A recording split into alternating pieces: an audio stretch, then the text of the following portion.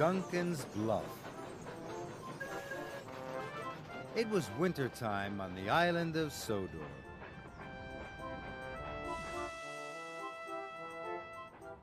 Duncan was busy puffing through the white mountains and the frosty forests. He was proud to be a narrow-gauge engine. Duncan was delivering coal to the villages. They were going to need extra coal from the main coaling plant.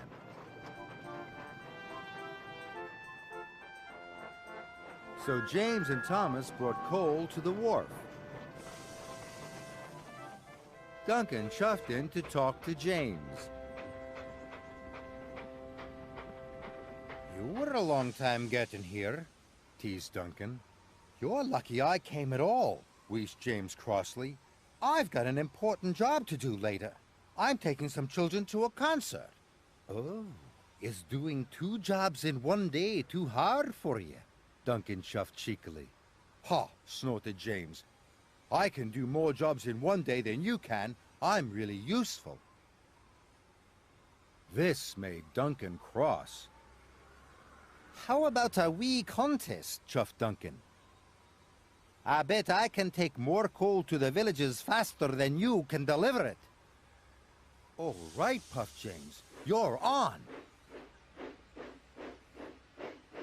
I'll show you who's fastest, chuffed Duncan. But Duncan was worried. James was big and strong. I hope I can be as fast as James, he puffed nervously. So Duncan delivered all his coal as fast as he could. Must be James. Must be James, he puffed.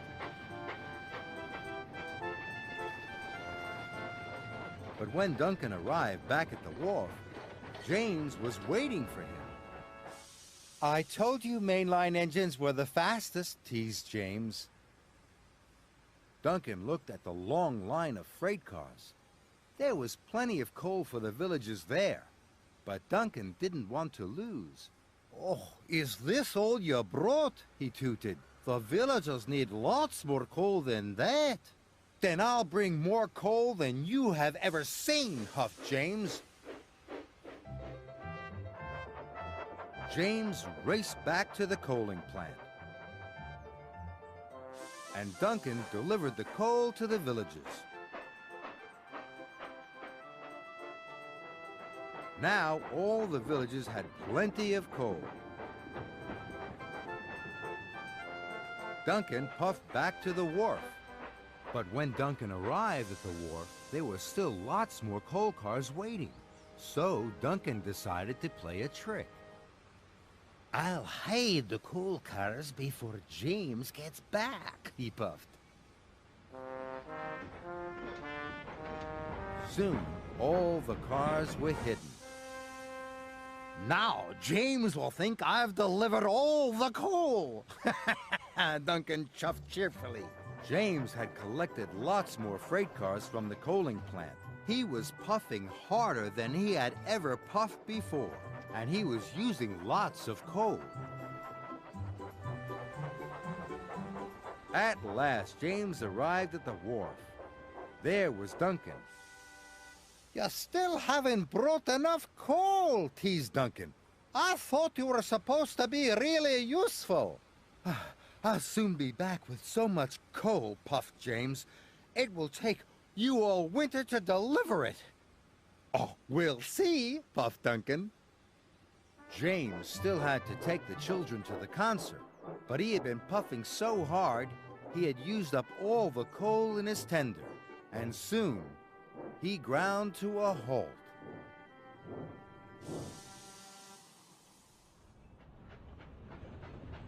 That evening, the narrow-gauge controller came to see Duncan.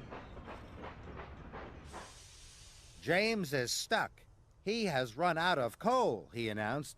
Now he won't be able to take the children to the concert. Duncan felt terrible. He thought about all the coal cars he had hidden. He thought about James, and then he thought about the children.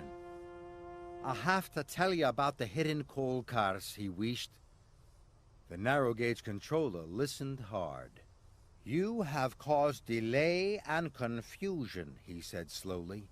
But you have told the truth. And a useful engine always tells the truth. I'll only be a really useful engine if I can help James, whistled Duncan. So Duncan collected one of the coal cars he had hidden.